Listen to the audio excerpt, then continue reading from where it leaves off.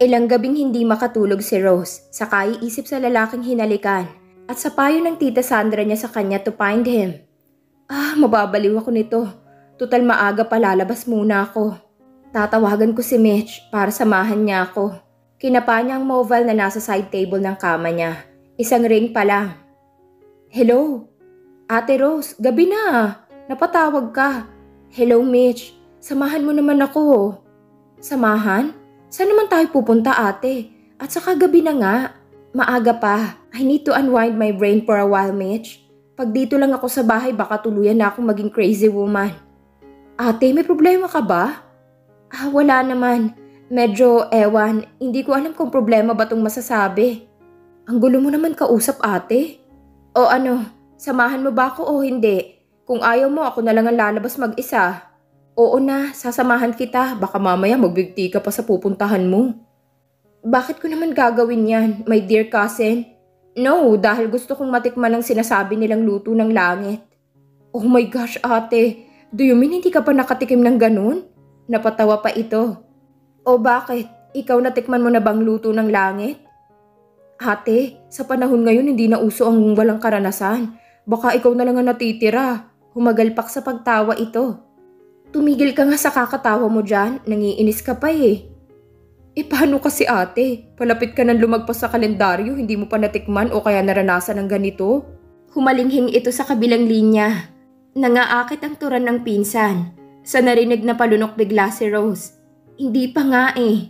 Ang dami mong alam Gusto mo bang isumbong kita sa mami mo ha? Saan ba tayo magkikita ate? Biglang liko nito sa usapan nila. Napangiti si Rose. Takot ka rin pala sa dati nating pinupuntahan. Okay po, wait mo na lang ako doon ate. Che, nagpo ka pa. Anong akala mo sa akin matanda na? Si ate di mo lang mabiro. Alam ko po na kahit may edad ka na, you are my beautiful cousin ever. Nang bola ka pa, huwag kang mag-alala. Ako ang magbabayad sa lahat dahil binola mo ko. Sige, ako'y aalis na. Okay po. Ay, kabataan nga naman ngayon. Masyado silang mapusok. Kaagad na siyang nagpalit ng damit paglabas ng silid. Sana hindi ako makita ni mami na aalis. Dahil pag nakita niya ako, siguradong marami siyang tanong. Dahan-dahan siyang naglakad ng walang makitang tao sa kanilang sala. Binilisan niya ang paglalakad patungo sa kanyang kotse. Pagkapasok sa kotse, ay salamat at walang nakakita sa akin. Mabilis na nilisan ang bahay nila. Nang makarating na siya sa lugar kung saan sila magkikita ng pinsan, nakita niya kaagad ito na nasa harapan ng bar. Ang bilis naman ng babaeng to. Nauna pa sa akin Nilapitan niya ang pinsan. Ang bilis mo Parang ipu-ipong ginawa mo pagpunta dito. Hi ate. Bati niya sa kanya. Nagbeso-beso sila. Kasi po ate, malapit lang naman to sa bahay, di ba? Ang sabihin mo, basta gimmick, hindi mo pinapalagpas. You know me naman ate, di ba? O ano pang hinihintay natin? Let's go nang makarami tayo. May ngiting anyaya nito. Pagpasok nila sa loob madaming tao. Sa isang sulok sila pumwesto. Ate, order na ako ha. Mag-order ka hanggang kaya mo. Wow, galante. Kinawayan ang waiter. Nang lumapit ang waiter sa kanila, kaagad na nagtanong ito. Good evening po ma'am. Anong order nyo? Get us hard drink. Yung tipong tatamaan kami ng todo. Tugon ni Rose. Yun lang ba ma'am? Anything else? Sa akin, light lang. Baka may malasing dito walang mag-aalalay. Nang wala ang waiter. Gusto mo maglasing ate? Mabigat sigurong problema mo. Isang tingin naman ang ibinigay ni Rose sa pinsan. Nang dumating na ang order nila, agad na nagsalin si Rose sa baso. Nilagok ng dere-derecho. Naman ate, dahan-dahan lang. Ginagawa mo naman tubig yung alak. Madali ka niyan malalasing. Iyan ang gusto ko. Okay, sinabi mo Panay naman ang inom ni Rose, kung kaya't agad itong tinamaan. O ayan, may tama ka na. Sabi ko sa'yo, alalay lang. Kay aga pa. Hindi pa ako lasing. Anong hindi? Yung mukha mo ang pula na. Don't worry, kaya ko. Inom ka lang dyan. Relax. Sabay tawa niya. Ay naku, ang bilis na lasing. Ginawang tubig kasi ang alak, hard pa naman. Dahil may tama na nga si Rose, papikit-pikit na ito. O ano ate, uwi na tayo, ipag-drive na lang kita. Alam ko di ka na makapagmaneho pa. Hindi ka pa nga nag-e-enjoy, uwi na agad ang sinasabi mo. Ate, lasing ka na nga eh. Okay lang na hindi ako nag-enjoy para sa'yo naman ang gabing to. Tatango-tango si Rose, palinga-linga sa paligid niya nang may mamataan siya. Tamang-tama naman na lumingon sa banda nilang nakita. Kahit lasing na si Rose, she knows siya nga. He's here? Sino siya, ate? Ha? Wala. Naging unconscious si Rose. Hindi niya alam kung ano ang kanyang nararamdaman. Bigla kasing uminit ang katawan niya. Dahil ba sa lasing na siya? O dahil nakita niya muli ang lalaking hinalikan? May naisip kaagad siya. Dikta ng isip na lasing. Bakit ba hindi? Kaagad siyang tumayo pero agad ding upo dahil nahilo siya. Dahan-dahan lang kasi ate. Saan ka ba pupunta? Mag-toilet lang ako. Samahan na kita, gusto mo? Baka mapaano ka pa. Hindi na, kaya ko pa naman. Sure ka ate? Yes, I am sure my dear. Watch me. Maingat siyang tumayo para hindi mahilo. Sinundan naman ni Mitch ng tingin ng pinsan. Nagtaka siya. Bakit hindi sa toilet ang diretsyo nito? Sa paglapit ni Rose sa binatang hinalikan niya, agad niya itong niyakap sa likod at sinabing, Miss you. Nagulat naman si Alfred sa biglaang pagyakap ng isang babae sa kanyang likod. Ang akala niya si Monica na naman ito. Monica, sabi niya, humarap siya rito. Nagsalubong ang kanyang kilay dahil hindi ang dalaga. Hindi na ituloy ni Alfred ang sasabihin sapagkat dumapo ang labi ng babaeng yumakap sa labi niya. Hindi siya kaagad nakapag-react kahit si Lawrence nagulat din sa ginawa ni Rose. Miss, sandali lang. Nang ilayo ni Alfred ang labi niya, hinabol ni Rose ito. Sa sandaling yon walang pakialam si Rose. Hindi niya pinakinggan na sinabi nito. Hinalikan niyang muli ito. Halik na hindi kayang tanggalin ng sino man. Halik na naghahanap ng katugunan. Tila naman apoy ito para kay Alfred. Biglang nag-init at bumuhay sa bawat himaymay ng kanyang laman. He kissed her back. He tasted the hard liquor sa labi ng dalaga. Pero nangingibabaw pa rin ang tamis ng labi nito. Naging malalim ang halikan nila. Tila ba nakalimutan nila kung nasaan sila sa oras na yun. Wala namang pakialam ang mga tao sa paligid nila. Meron silang sariling mundo. Pagpaparamdam ni Lawrence sa kanilang dalawa, natauhan bigla si Alfred. Kaagad na pinutol ang halikan nila ng babaeng hindi niya kilala. Sorry, dude. Okay lang, dude. Kahit naman sino kung tinuka ka, syempre tutukain mo rin. Wala namang imik si Rose. Nakasubsob siya sa dibdib ng binata. Pakiramdam niya mas lalo siyang nalasing sa pinagsaluhan nilang halik. Naku, pasensya ka na sa ginawa ng pinsan ko ha, sir? Si Mitch, nang makita niya ang ginawa ng pinsan, agad siyang lumapit. Sorry po ulit. Lasing na tong pinsan ko. Anong lasing? Hindi, ano ka ba? Wika ni Rose, pero ito'y nakapikit. Ate, kilala mo ba siya? O boyfriend mo? Kunot ang noo ni Alfred sa narinig.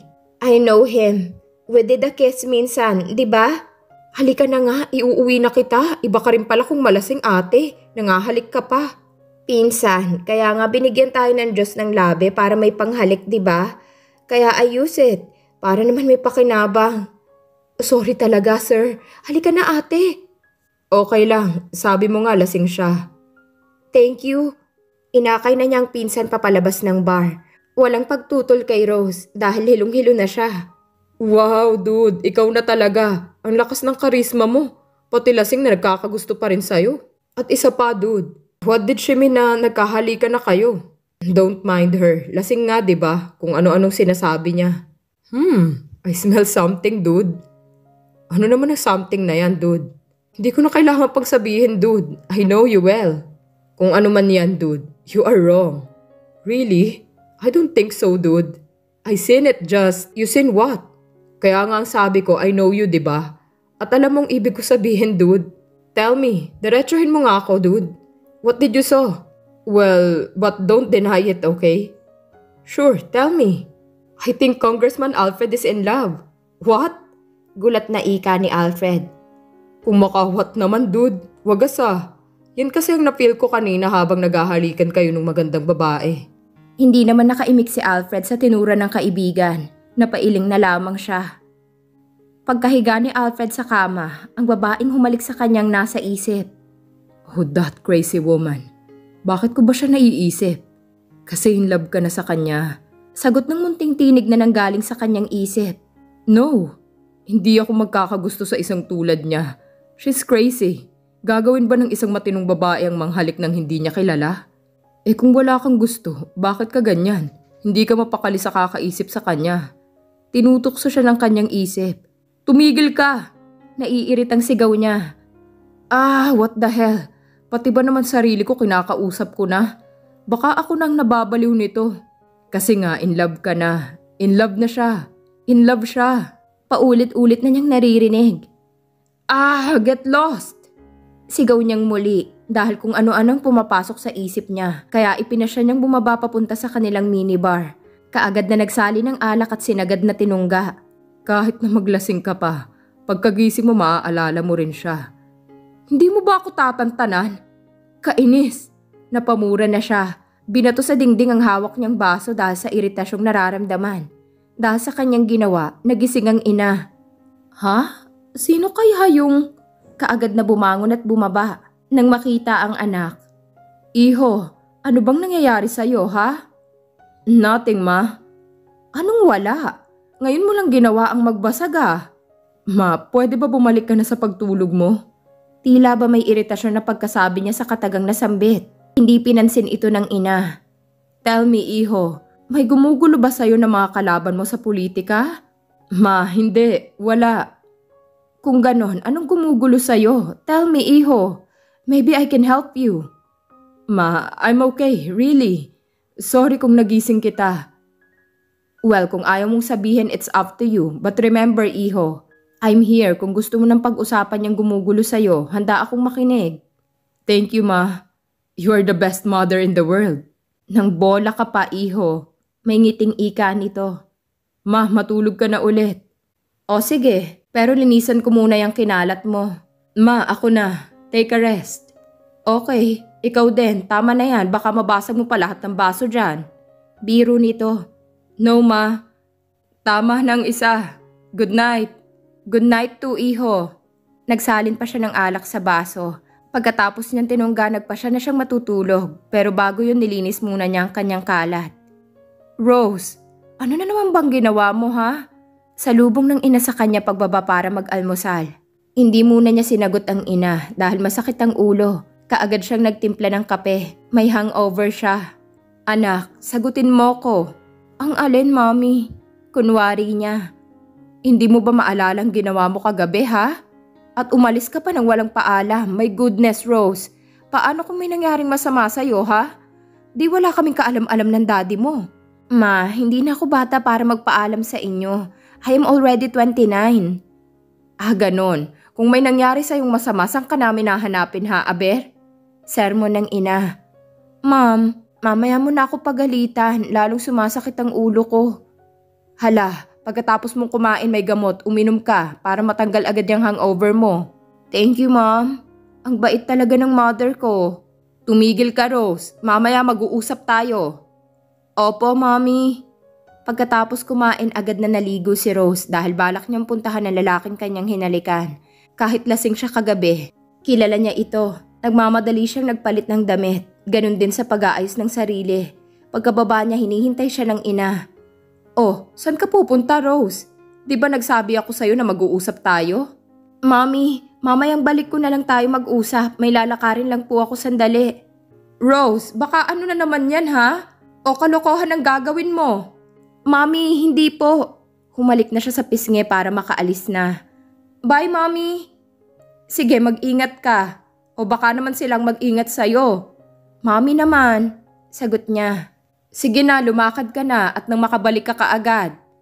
Yes, Mommy. Promise mamaya mag-uusap tayo. Malalaki ang hakbang na tinungo ang pinto. Sa oras na yun kakatapos lang ng meeting ni Alfred nang may tumawag sa kanya. Kunot ang noo niya, bagong numero ulit. Kainis, sino na naman kaya to? Ayaw sana niyang sagutin pero baka importante ito. Hello?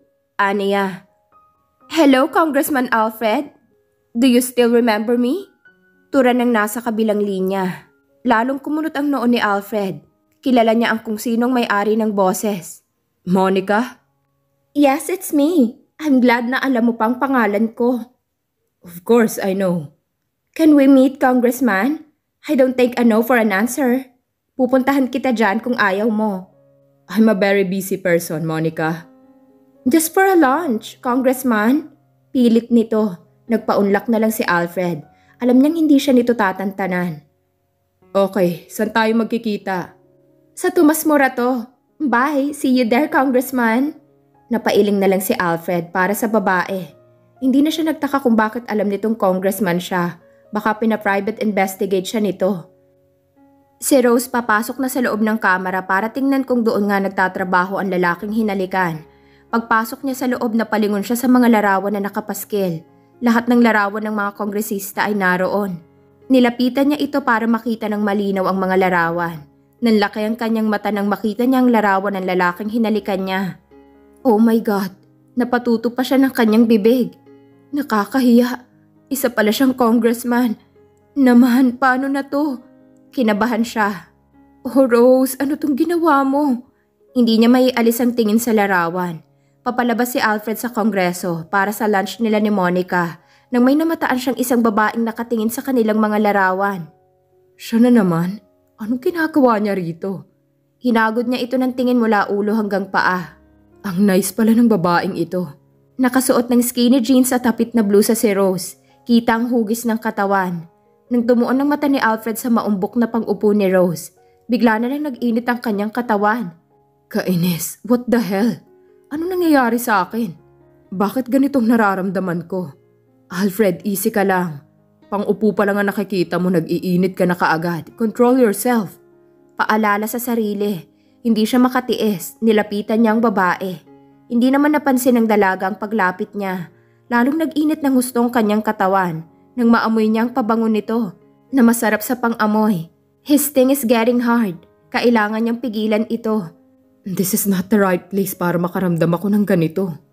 Huminga siya ng malalim. Para mawala ang nararamdaman, nagsalita siya. Miss, may kailangan ka? Nagulat ito sa bigla niyang pagsalita. Ay anak na gwapong pala ka. Bigkas niya. Medyo nawalan siya ng panimbang. Buti na lang nahawakan siya sa bewang ng taong nasa kanyang likuran. Millions na kuryente ang gumapang sa buong katawan ni Rose. Dahil sa mainit na palad sa may bewang niya, ganun din si Alfred. Gusto niyang nangyayari sa oras na yon. Tila ba ready na niyang ihiga sa kama ang babaeng kayakap.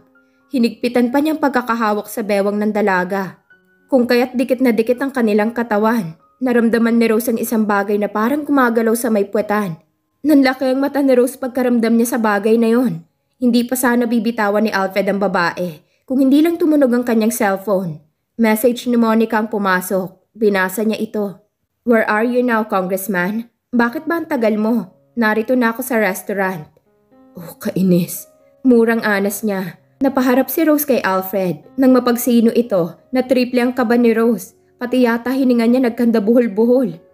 Sorry miss, kung nagulat kita. By the way, I'm Alfred. Sabay lahad niya ng kanyang palad. And you are? I'm Rose Ann. Nagmamadali na inabot ang kamay nito. And again, sa muling pagdaiti ng balat nila, hindi lang milyon ang naramdaman ulit na kuryente ni Rose. Doble na ito. Nice meeting you, Miss Rose Ann. Nice meeting you too, Congressman. Sila'y nagngitian. Dahil sa wakas nagkakilala na sila. Nauna pa nilang natikman ang labi ng isa't isa.